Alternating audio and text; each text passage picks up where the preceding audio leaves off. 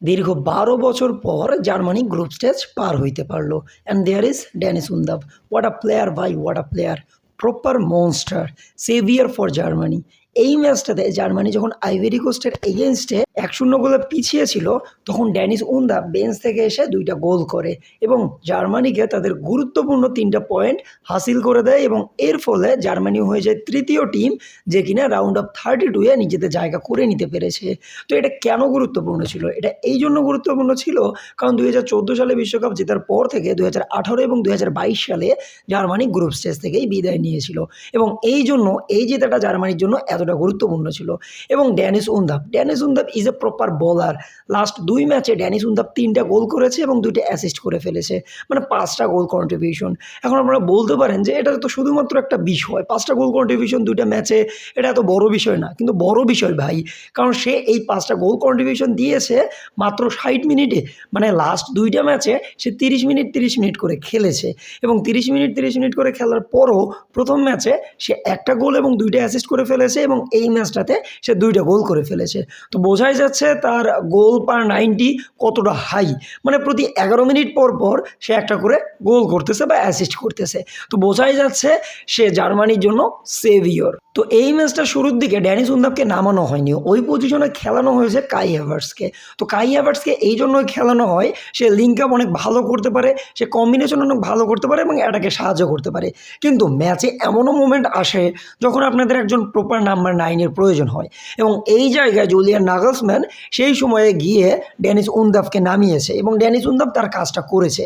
এবং ডেনিস উনদাভ যে 2টা গোল করেছে, এই 2টা গোলের দিকে যদি আপনারা লক্ষ্য করে থাকেন তাহলে দেখবেন কতটা অসাধারণ গোল ছিল এই 2টা। বিশেষ করে দ্বিতীয় গোল, সে যেভাবে নিজেকে অন সাইডে রেখেছে এবং ফেলিক্স এনমেচের বলটা থেকে সে যেভাবে গোল করেছে, এটা ছিল প্রপার একজন নাম্বার 9 এর মতো কাজ। এবং এই কাজটাই বা এই প্রোফাইলটাই জার্মানি গত 2টা বিশ্বকাপ থেকে মিস করতেছিল, যেখানে মিরোস্লাভ ক্লোজার যাওয়ার পর থেকে জার্মানি ওইভাবে একজন প্রপার নাম্বার 9 খুঁজে বের করতে পারেনি। এখানে কাই হ্যাভার্টস আছে, কিন্তু কাই হ্যাভার্টস একজন প্রপার নাম্বার 9 না।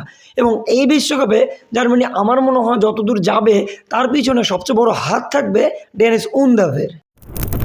এবং ডেনিস উনদাভ ছাড়াও অসাধারণ খেলেছে ফেলিক্স এনমেচে। এবং এনমেচে হচ্ছে একজন বক্স টু বক্স মিডফিল্ডার, মানে রিয়াল মাদ্রিদের হয়ে জুড বেলিংহাম যেটা করে না, সে ডিফেন্ডও করে, সে গোলও করে বা গোল করতে সাহায্যও করে। ফেলিক্স এনমেচে হচ্ছে সেই রকম একজন মিডফিল্ডার। আগের ম্যাচে সে গোল করেছিল, কিন্তু এই ম্যাচে উইনিং গোলের যে অ্যাসিস্টটা সে সেটা করেছে এবং সবচেয়ে বেশি যে ডিফেন্সিভ কন্ট্রিবিউশন, সেই ডিফেন্সিভ কন্ট্রিবিউশনটা রেখেছে ফেলিক্স এনমেচে। এবং তার পাশাপাশি সবচেয়ে ভালো খেলেছে আবার আমাদের ক্যাপ্টেন কুল বা ফিলিপ লাম 2.0। আমি বলতেছিলাম জোজুয়া কিমিকের কথা। এই ম্যাচটাতে অনেকে ভাবতেছিল যে ইয়ান ডেমন্ডা অনেক ভালো খেলবে, কিন্তু সে ভালো খেলেছে কিন্তু অতটাও ভালো খেলেনি। তার পিছনে অন্যতম কারণ হচ্ছে জোজুয়া কিমিক। জোজুয়া কিমিক অ্যাটাকেও সাহায্য করেছে, জোজুয়া কিমিক ডিফেন্সেও সাহায্য করেছে এবং সবচেয়ে বেশি চান্স ক্রিয়েট করেছে জোজুয়া কিমিক। সে 3টে বিগ চান্স ক্রিয়েট করেছে। তো বোঝাই যাচ্ছে জোজুয়া কিমিক ডিফেন্সের পাশাপাশি এটাকে অনেক বেশি সাহায্য করেছে। এবং এখানে আসতেছে ইয়ান ডিয়ামন্ডা। এর পিছনে অনেকে অনেক বেশি আশা নিয়ে রেখেছিল যে এ পুরোপুরি জার্মানির ডিফেন্স লাইনকে পুরোপুরি ডিস্ট্রয় করে দিবে, কারণ আগের ম্যাচটাতে সে অসাধারণ খেলেছে, সে 5টা বিগ চান্স ক্রিয়েট করেছিল। এই ম্যাচটাতেও সে জার্মানির ডিফেন্স লাইনকে অনেক ভালোভাবেই টেস্ট করেছে, কিন্তু তাদের ফিনিশিং যারা করতেছিল বা করার কথা ছিল তারা ওইভাবে ফিনিশ করতে পারেনি। যদিও জার্মানি যে প্রথম গোলটা কনসিড করেছে সেখানে ইয়ান ডায়মন্ডের ক্রস থেকে এসেছিল ওই বলটা এবং সেখানে সেটা ডিফ্লেক্ট হয়ে বা পায়ে লেগে সেটা গোলে পরিণত হয়। এবং এখানেই আমরা দেখতে পারি যে জার্মানির ডিফেন্স লাইন যে কতটা ভঙ্গুর সেটার প্রমাণ। এবং এই ম্যাচটাতে জার্মানি সবচেয়ে বড় যে ক্ষতিটা হয়েছে সেটা হচ্ছে নিকো স্লটারব্যাক বর্তমানে ইনজুরিতে পড়েছে এবং ইনজুরিটা অনেক বেশি সিরিয়াস এবং জুলিয়ান নাগলসম্যান ভাবতেছে সে হয়তো বিশ্বকাপে আর নাও ব্যাক করতে পারে। এখন দেখা যাক সে ব্যাক করতে পারে কি না।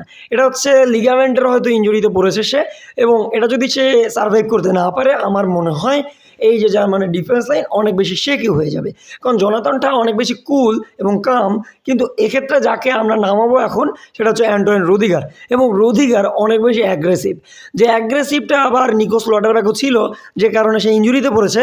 কিন্তু রুডিগার এবং নিকো স্লটারব্যাকের রিকভারি পেস অনেক পার্থক্য, এবং এই কারণে আমার মনে হয় বর্তমানে জার্মানি অনেক বেশি সাফার করবে। এবং এছাড়াও জার্মানি যারা অনেক ভালো খেলেছে তার মধ্যে উল্লেখযোগ্য হচ্ছে ফ্লোরিয়ান ভিয়ার্টস, জামাল মুসিয়ালা সবচেয়ে বেশি শট নিয়েছে, কিন্তু সেগুলোকে সে গোলে কনভার্ট করতে পারেনি, কারণ এক্ষেত্রে আইভেরি কোস্ট অনেক ভালো ডিফেন্সিভ রোল প্লে করতেছিল। তারা অনেক ভালো সেটব্যাক করতেছিল এবং তাদের স্ট্র্যাটেজিটা ছিল তারা সেটব্যাক করবে এবং তার পাশাপাশি তারা কাউন্টার অ্যাটাক দিবে, কারণ ইয়ান ডামন্ডা তার পাশাপাশি আমার ডিয়ালো এরা অনেক বেশি পেসি একজন উইঙ্গার, যারা কিনা অনেক ভালো রান মেক করতে পারে এবং জার্মানিকে কিল করতে পারে, এবং সেটা তারা প্রথম গোলটার ক্ষেত্রে করেছে। কিন্তু দ্বিতীয় ক্ষেত্রে সেটা তারা করতে পারেনি। তাদের একজন প্লেয়ার ছিল যে কিনা এই বলটা রিসিভ করার ক্ষেত্রে অনেক ভুল করেছে, এবং সে যদি ওটা শট নিয়ে নিত তাহলে আমার মনে হয় জার্মানি পিছিয়ে পড়তো, কারণ 2টা গোলের পিছিয়ে থেকে জার্মানি আমার মনে হয় না কামব্যাক করতে পারতো। কিন্তু একটা গোলের পিছিয়ে থাকার পর জার্মানি যেভাবে কামব্যাক করেছে, আমার মনে হয় জার্মানি এইবার বিশ্বকাপে অনেক ভালো কিছু করতে পারবে। আপনাদের কি মনে হচ্ছে কমেন্ট বক্সে অবশ্যই জানিয়ে দিবেন। দেখা হচ্ছে অন্য কোনো ভিডিওতে, ততক্ষণ পর্যন্ত সাথেই থাকবেন। আসসালামু আলাইকুম। জাস্টিস ফর হাদি, হালা মাদ্রিদ, ইনাদামাস সু।